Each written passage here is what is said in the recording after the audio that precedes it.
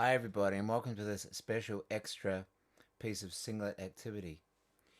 In this piece of singlet activity I'd like to talk about the cycle of fifths, and I want to include this supplementary messaging about the cycle of fifths because I wanted to give you some information from YouTube which explained it, and I couldn't find anything that explained it in the way that I wanted it explained.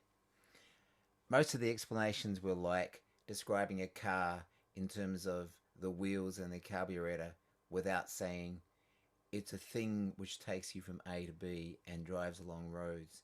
That's why we have them. So I wanted to give you 3 reasons why we have the cycle of fifths and 2 amazingly useful ways in which you use the cycle of fifths. And first of all, let's just take a wee look at what the cycle of fifths looks like. Okay, so it looks like this. And you'll see a lot of very nice, different, beautiful versions of this on YouTube. You'll see a bunch of note names in a circle around the outside, and you'll see the key signatures that are associated with them, and you'll see that they're placed in a certain order. This is the mysterious and magical circle of fifths. Let's talk about why a circle of fifths, and as I said, I'm going to give you 3 reasons why we have a circle of fifths, and they're all to do with why a fifth as an interval is so important. Why fifths? Reason number 1 is that the fifth is the strongest interval that's found in the harmonic series, the series that you get on any normal acoustic instrument. You get them in the human voice.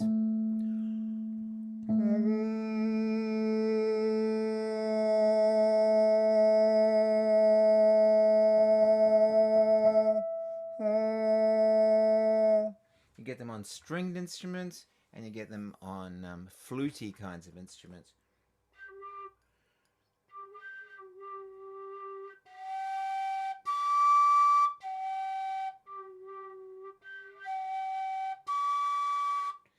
That overtone there is also a fifth. So that's reason number 1, that the fifth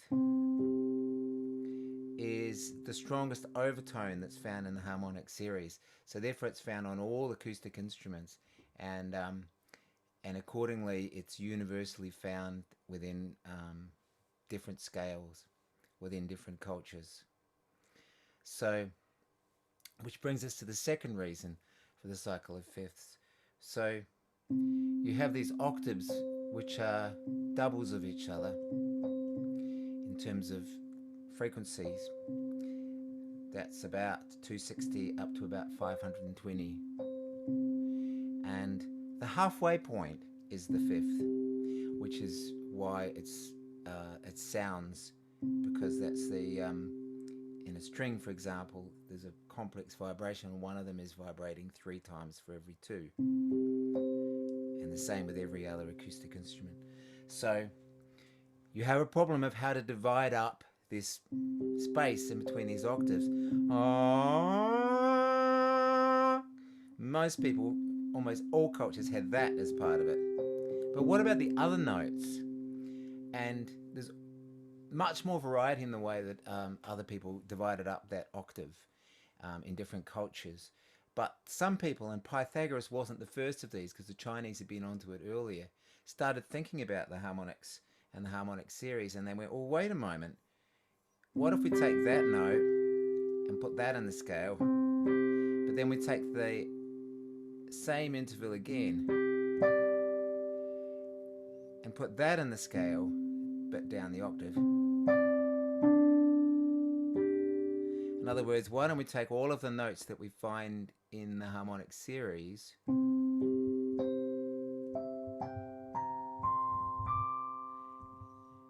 and put them into the same octave and call that a scale? And they became very excited about this because they realized that if you kept on going up in fifths,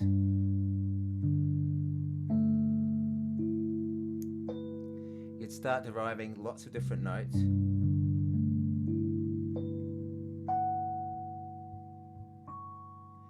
And then if you take that one right down again,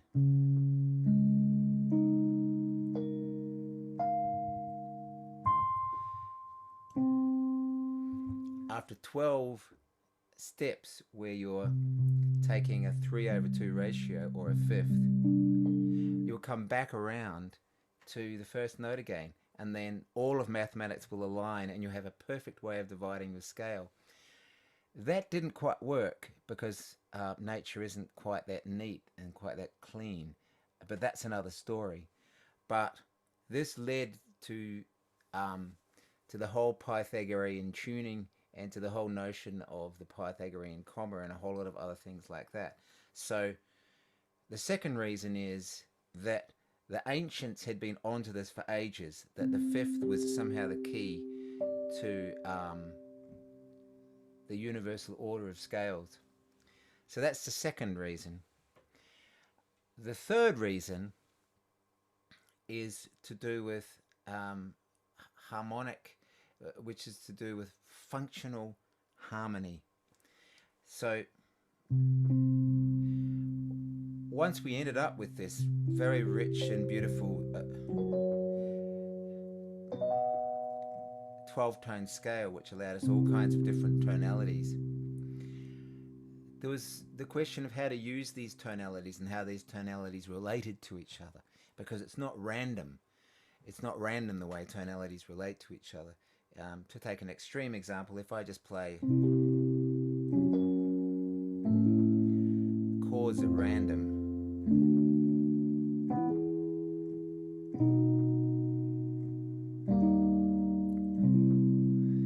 there is like a conversation where each new word is like a whole new subject, and it's you don't know where you are. If you stay within the notes of a scale, like the white notes on a piano, so you're staying in a tonality that's more related to itself, then still you can have quite a lot of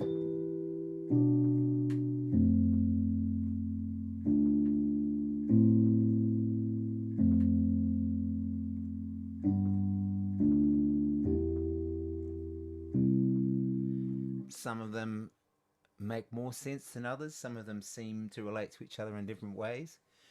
And it's hard to say to what extent this is an objective thing. But if we reduce it down to the notion of finishing a song and what the last two chords would be. If your last chord is this, then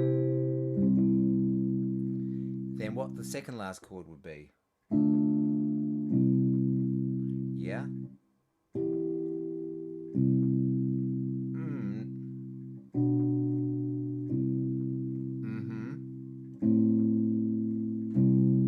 Kind of. More.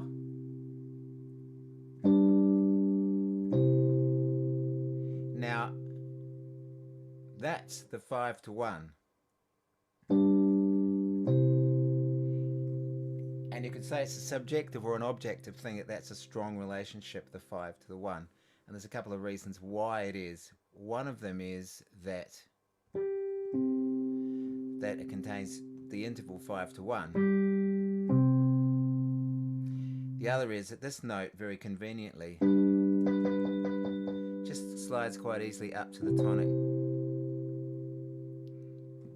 What I neglected to mention before was, in the first section about how the fifth is very prominent in nature, we had a whole system of music because of that strong relationship, which was called organum, and which was the basis of church music for a very long time, and it sounds like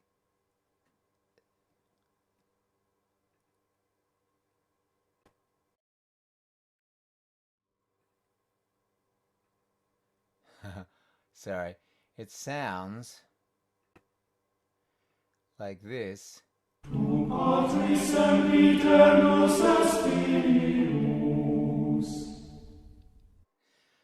So another reason why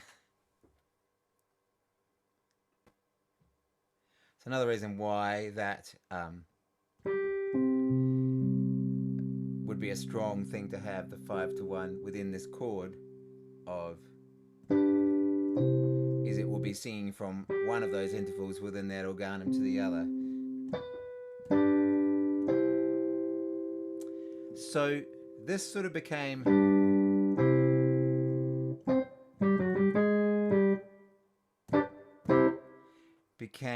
the trademark of finality. It became the strongest cadence in Western music, the 5-to-1. And there's something that's not just a subjective thing about that, as I've tried to explain, but it is a little hard to explain. It becomes more strong if you put a 7th in the G chord, because then that 7th then slides very neatly down to finish the chord. So now it becomes almost overwhelming.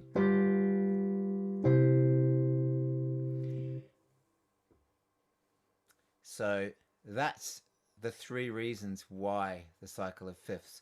Now let's just look at that cycle of fifths again.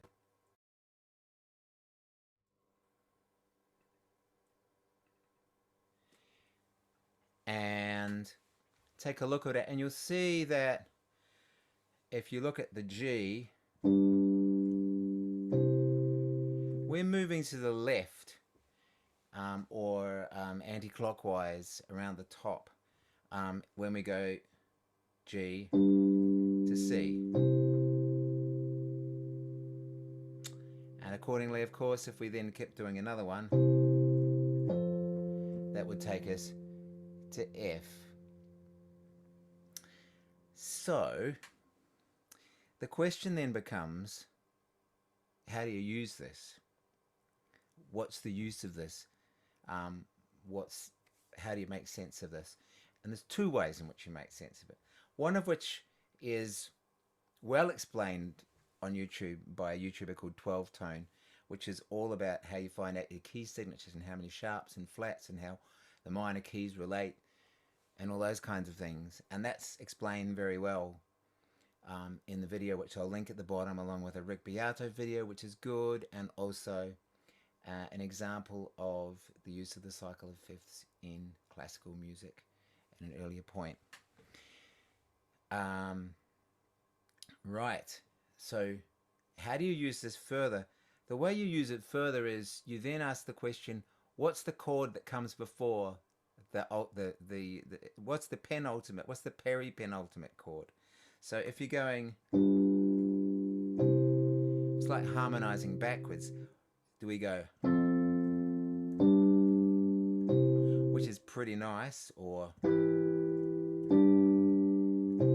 which is less good?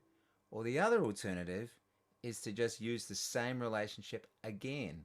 So in other words, drop a 5th and then drop a 5th again, which would mean we're going D, we're going D, G, C. I'll just get the Chordy app up so that you can see what I'm playing. Brilliant. So yeah, as we said, we had this G going to C, then we can have D, G, C. But as we've said before, the 7ths make it even stronger, so even is even better. And that's like a 3-chord cadence and a way of getting you to the end of a song. That is not the end of the matter, because why can't you take it one step further?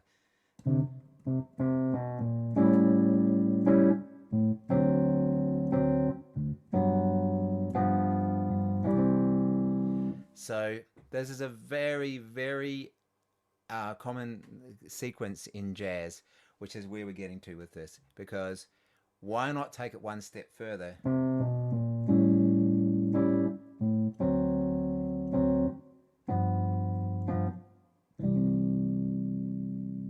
And even one step again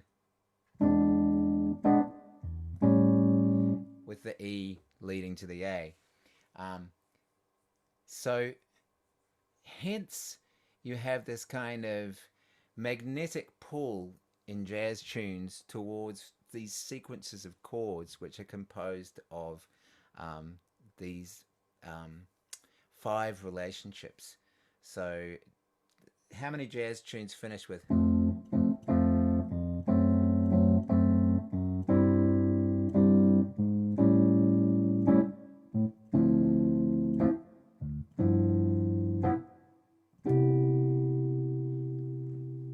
like every second one? They needn't be also the same types of sevenths all the time as well. There's an openness about this. The same types of thirds, should I say. So you can have a D minor 7 going to a G dominant 7 going to a C major 7. So there's a little bit of give and take in the sense of how these are constructed. I wanted to just show you how this is used in a couple of jazz songs. So if we take Autumn Leaves,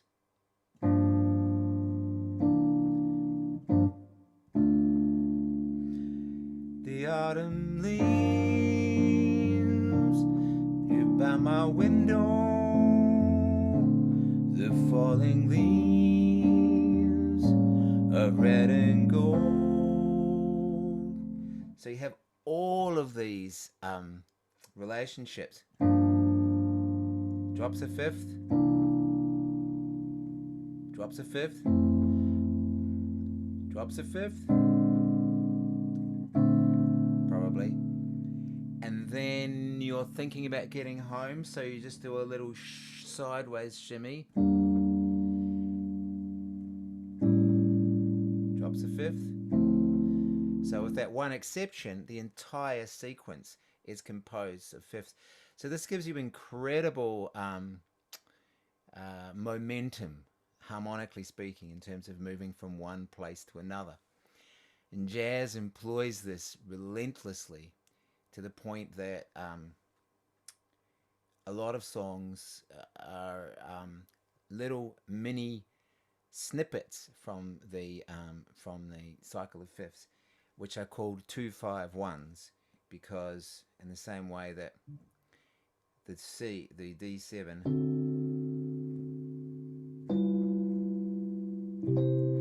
the D7 going to the G, going to the C, in the chord of in the tonality of C, that's a 2 and then a 5 and then a 1. Lots of jazz tunes move sort of through quite dizzying successions of these, but they generally often are related to each other in little groups of 3 at least. So if you take the song Misty, look at me, opening chord, then you have a 2-5-1, I'm as helpless as a kitten up a tree. There's a 2-5-1 to take you to A flat major, so that's a da da da da da da da da da da. Then treats that as a starting point for another one of them. Da da. And then it sort of pulls out of it. Da da da da.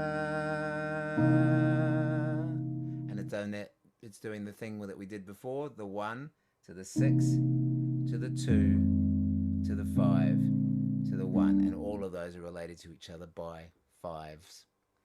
And in fact, in the bridge, da da da da da da da da da da da da da da 2-5-1 in the key of A flat, da da da da 2-5-1 in the key of G, da, all of them, and back around. So the great majority of the song is following through these trails these wonderful trails through these 2/5 which are essentially going anti-clockwise around this harmonic circle of fifths. There we go. We'll talk about in the actual session. We'll talk about guide tones, but just to tell you now what they are, I might as well. They are the thirds and sevenths of these, because they're the essential tones of these sequences of sevenths. If it were to be all dominant sevenths, it would be like strictly semitones.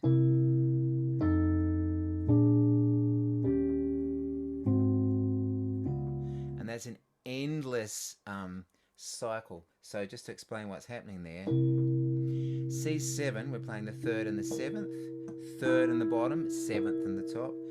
We go down the fifth to F. Both the notes at the top, the guide tones, just drop a semitone. Third becomes seventh. Seventh becomes third at the top. And then now you're back to the third on the bottom. And it goes on forever. When we were at jazz college, we learned about guide tones. In the case of Autumn Leaves, they would be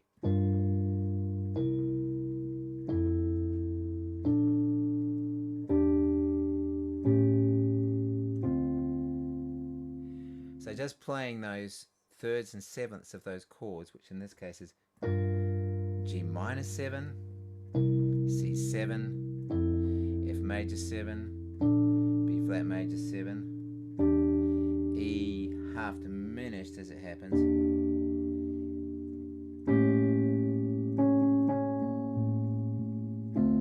D minor 7. So I hope that's of use to you in understanding why.